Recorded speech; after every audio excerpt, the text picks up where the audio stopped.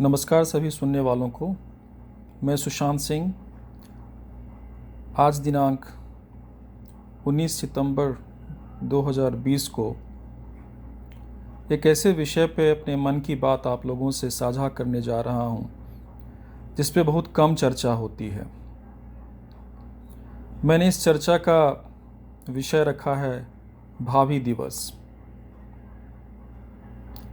एक स्त्री जब एक अजनबी या पूर्व परिचित पुरुष से विवाह करके एक नए परिवार में आती हैं तो वहाँ उन्हें कई नए रिश्ते मिलते हैं और उस परिवार के सदस्यों को भी एक बहू, भाभी या भाभों के रूप में कई नया रिश्ता मिलता है।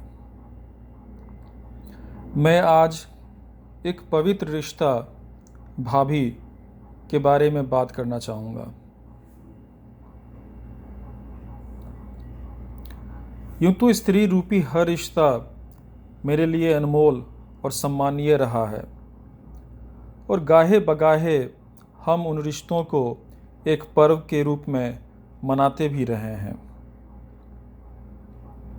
उदाहरण के तौर पे यदि कहें तो कभी हम पितृ दिवस, मातृ दिवस मनाते हैं या भाई बहन का त्यौहार होता है, रक्षाबंधन या भाई दूज।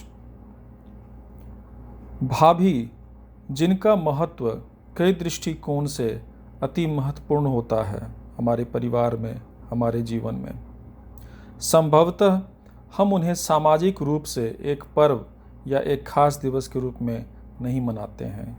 मुझे तो ऐसी जानकारी नहीं है। यदि आप लोगों को कोई जानकारी हो तो कृपया ज़रूर बताएं। बचपन में गांव में कई बार मेरे कानों में कुछ शब्द भ्रमण करके चले जाया करते थे कि भाभी और उनकी बहनों के साथ मजाक का संबंध होता है। मुझे उस मजाक शब्द का मतलब आज तक समझ में नहीं आया। कुछ समय पूर्व एक टीवी सीरियल के बारे में सुना जिसका शीर्षक ही मेरे कानों में लोहे पिघलने जैसा था। उस टीवी सीरियल का शीर्षक था भाभी जी छत पर हैं।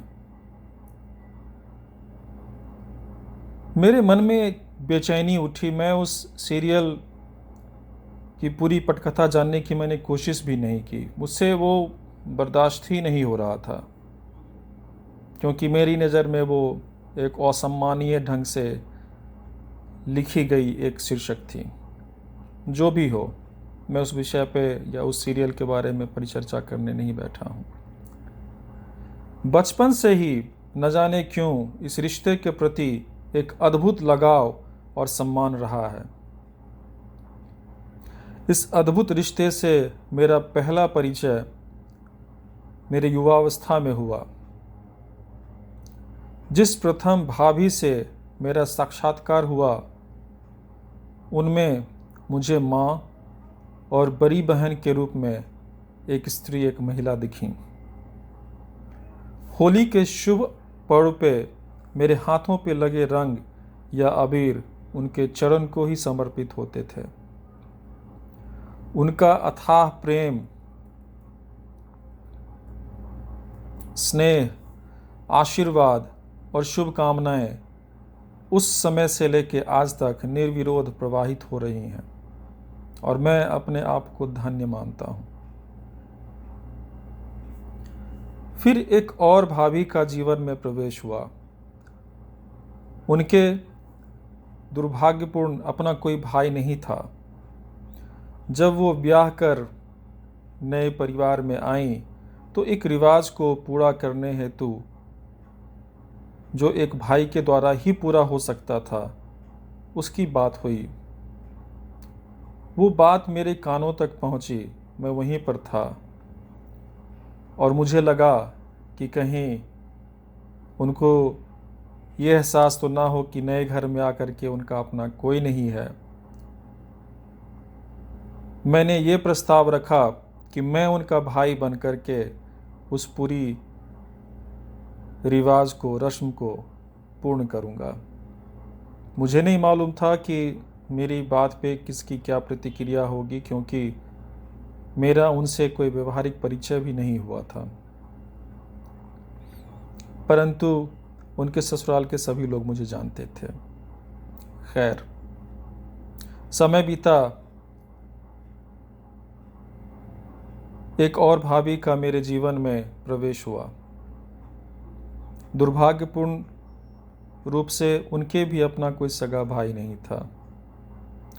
रक्षाबंधन के दिन उन्हें बहुत मायूस देखा तो अपना हाथ आगे बढ़ाकर उनसे विनती की कि आप वो रक्षा सूत्र, वो राखी मेरे हाथों पे बांध दें और आज से आप ये भूल जाएं कि आपका कोई भाई नहीं है। भाईहीन दंश से अपने आप को मुक्त कर लें।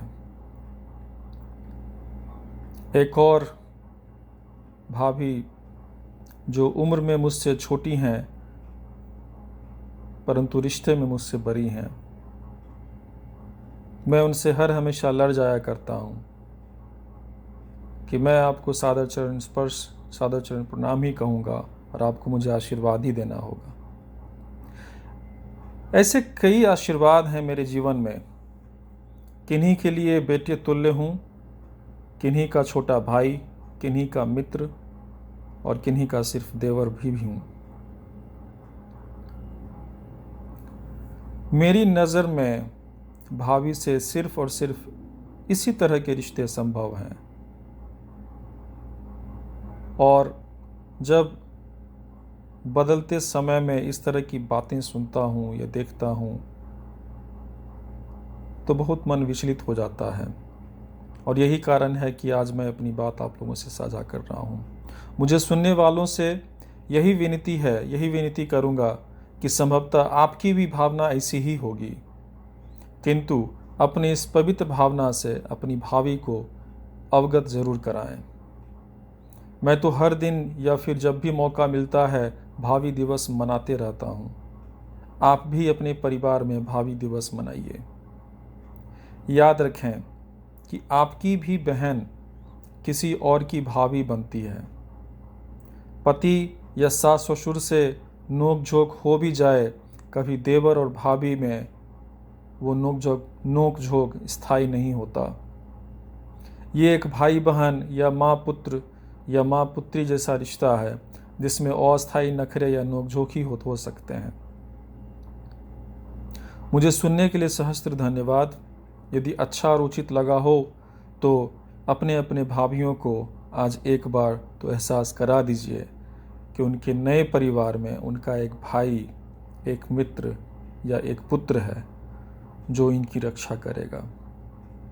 ऐसा करते वक्त एक अतिरिक्त प्रणाम मेरी तरफ से भी कर देंगे। बहुत बहुत धन्यवाद। जय हिंद, जय भारत।